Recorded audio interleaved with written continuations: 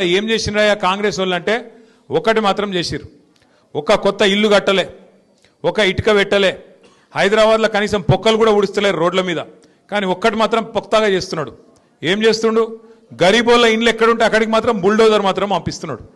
హైడ్రా అని చెప్పి ఒక కొత్త దుకాణం పెట్టి కొత్త ఇల్లు కట్టింది లేదు, ఒక పట్టా ఇచ్చింది లేదు.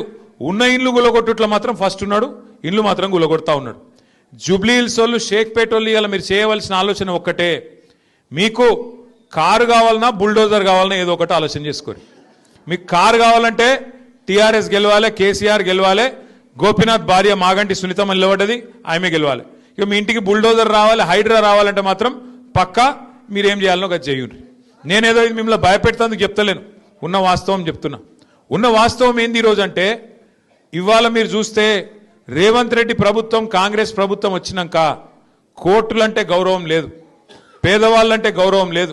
మీ దగ్గర కాయిదాలు ఉన్నాయా, కాయిదాలు లేవా, పట్టి లేదు.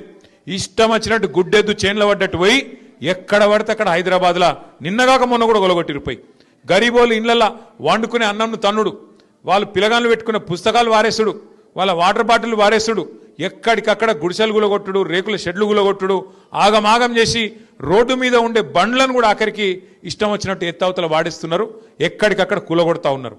అందుకే నేను అంటున్నా, మీకు కారు కావన్నా బుల్డోజర్ కావన్నా ఆలోచించుకునే సమయం ఇవాళ జూబ్లీ హిల్స్ ప్రజలకు వచ్చింది.